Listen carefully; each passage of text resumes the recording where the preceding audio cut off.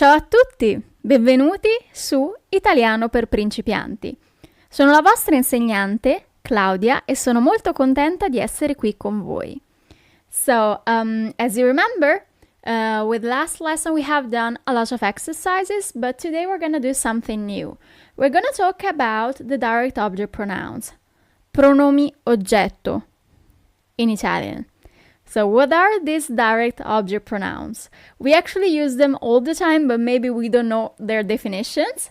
So, for example, I watch TV, I watch it. That, it, is a direct object pronoun. I meet her tonight, her is a direct object pronoun.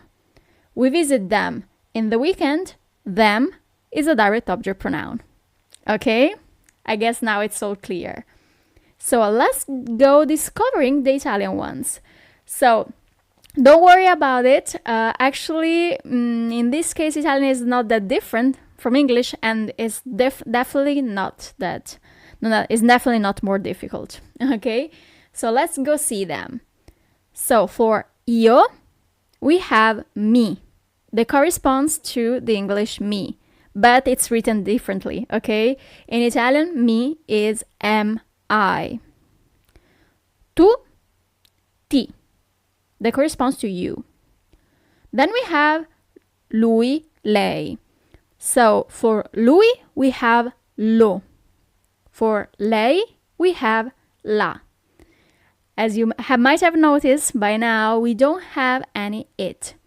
So what are you supposed to use when it's about an object or an animal? It's actually easier than you think. You just have to take into account if the word is masculine or feminine. So if the word is masculine, then you pick lo. If the word is feminine, then you pick la. Okay? So then we have noi.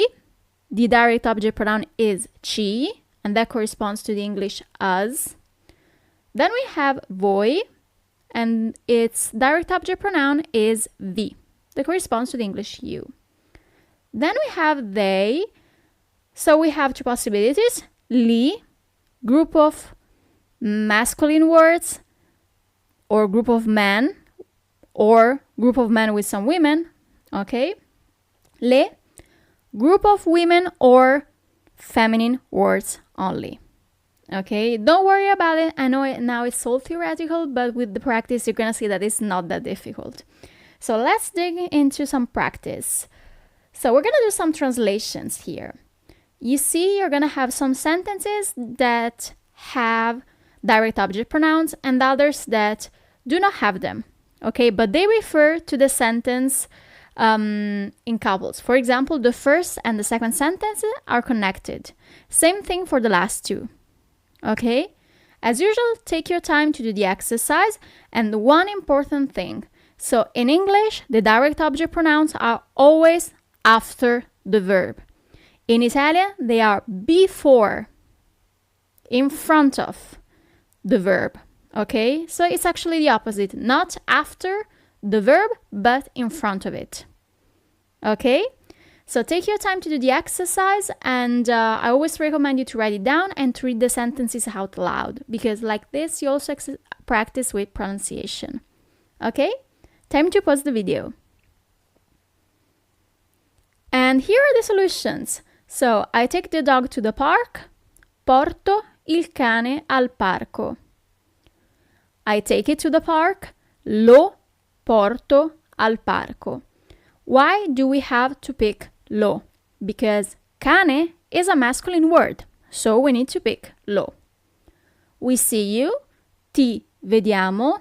Or it could have been vi vediamo as well, because we're not sure if we're talking about one person or a group of person. Okay? You meet the aunts. Incontri le zie.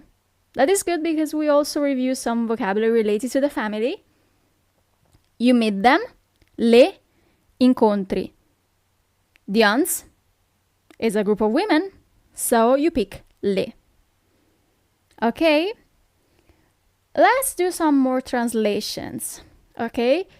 As before, there are some sentences that are connected, actually all of them, and take your time to do the exercise. Pause the video and resume it once you have finished.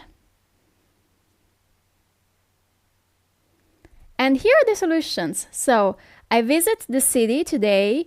Oggi visito la città.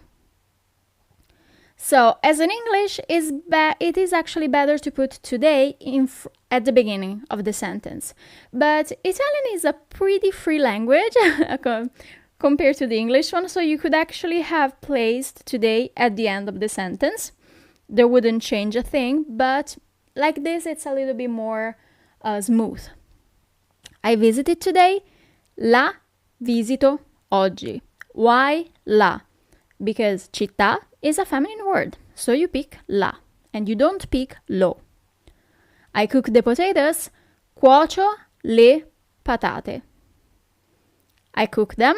Le cuocio. Patate is a plural and a feminine word, so you pick le, and you don't pick li. Okay? I cut the meat. Taglio la carne. I cut it. La taglio. Why la? Because carne is a feminine word, so you pick la and you don't pick lo. Okay? Is it a little bit better now? I think it's going to become clearer and clearer as soon as we do more exercises, because it's really it's not that different from English. The only thing you really have to remember is to place the direct object pronoun in front of the verb and not after it. Okay? Awesome! Great! Complimenti! Congratulations! You have finished this lesson.